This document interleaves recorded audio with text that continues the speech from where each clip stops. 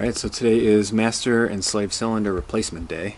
I don't think I'm going to get it all done today, so I might end up doing it in small little pieces, but everyone always says you need two people to do it, which it looks like you do, but I don't have two people right now because my girlfriend's at work and just nobody's around to do this.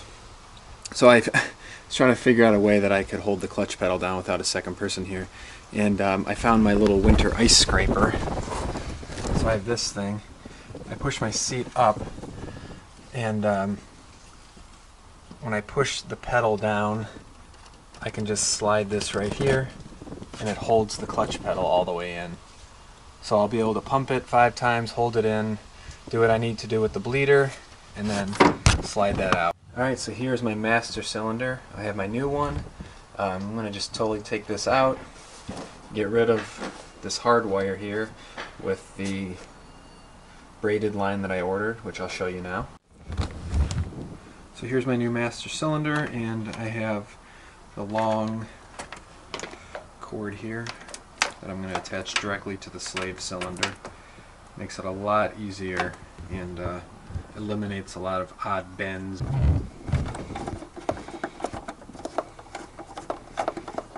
So because I'm replacing the entire line, I'm removing this, which is just over on the passenger side of this line, which goes to the master cylinder. And then from there it connected to this, and then that goes down to the slave cylinder. So now I can remove the entire piece. So the old master cylinder and metal tube is completely gone. I pried it out from these clips. 2 of them kind of broke because I guess they're old and it's cold outside. So that is completely out. I set it here. So this line is gone. So here's my new one with the braided line. Alright, so I'm having a little difficulty getting this bolt out, or that nut loosened up.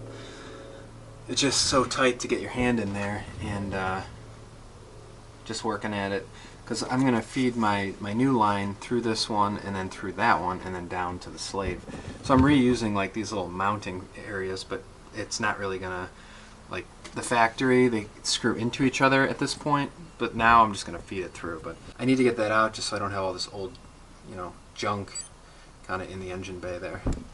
Alright, so now I've got this out, and I was finally able to get this out. So as you can see, there was the master cylinder, which connected to this, which then fed down to this, which went to my slave cylinder. So the entire old unit and line is out, and now I'm going to install the new line and then get the new fluid in.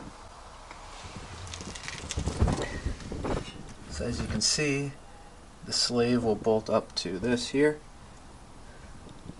and then the left hand side right there is where the front part pushes on the, I really don't know, the component within the clutch that engages it. Not sure if you'll be able to see this, but my new line, the silvery looking one, the new one I should say, runs through here, down through the old spot that I just had trouble. So down through the old spot there, and then it feeds down, and there it is. So I think it's intended to actually go through those ports because it seems like it's in the perfect spot now. So there's my old unit, and here's my new one. So like this now has like a pointier tip to it. This one was just kind of flat, so you can see the difference. Must function a little bit better because this was not just bought at AutoZone, it was specifically for the Miata, purchased on, I forget which site I got it on, but on the Miata site.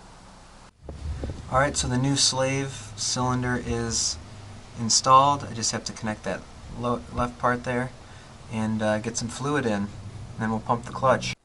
Alright, this is going very good so far. Got the new slave on, all the lines tightened. I've got my bleeder hose connected down into this bottle here, which has some fluid in it. Yeah, I don't care, I drink Boost. but I drive a car that ain't boosted.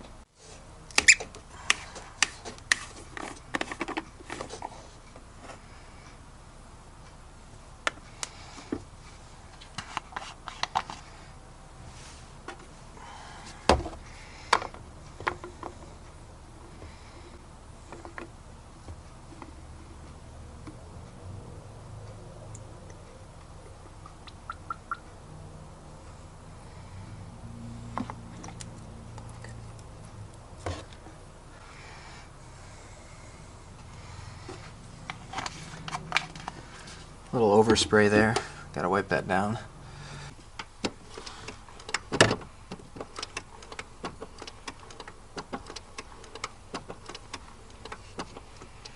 Alright, so I've got this holding the pedal down. I'm gonna go bleed the line.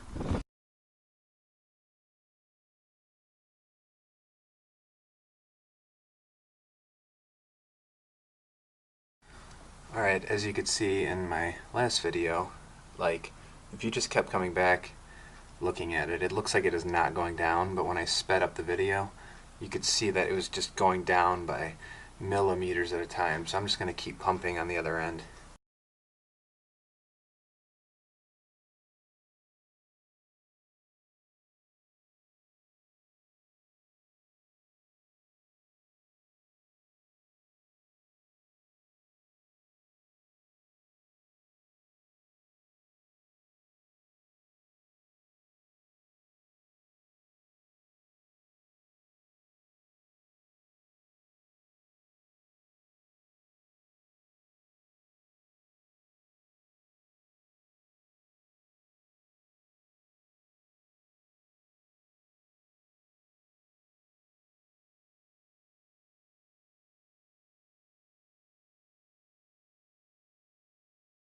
Alright, I am finally done.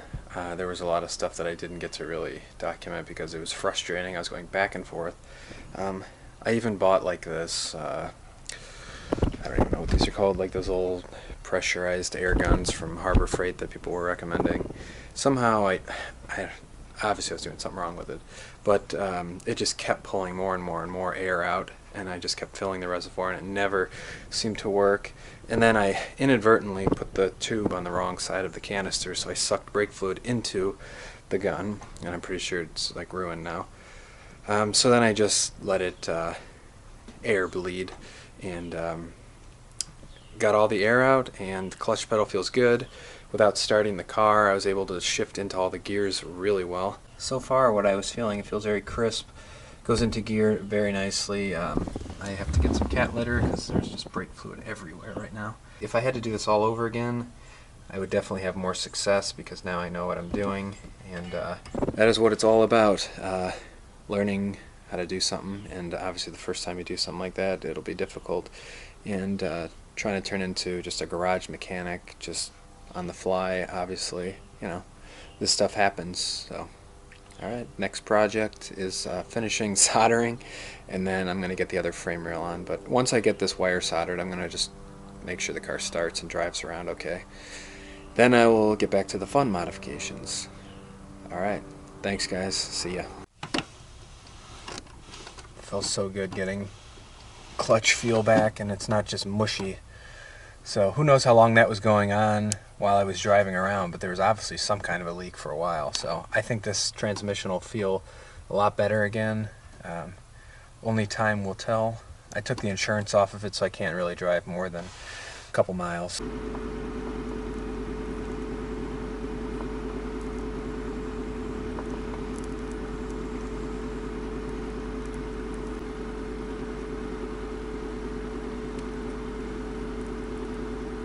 Alright, I've soldered my wire back together and plugged in the connector into my ECU, and starting it up now for the first time.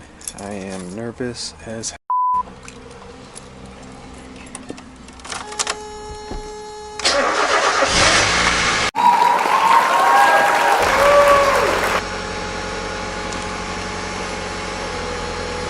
Whew.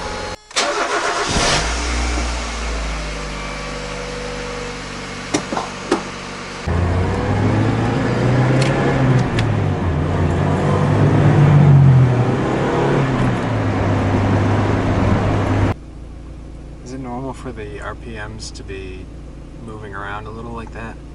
Seems odd to me.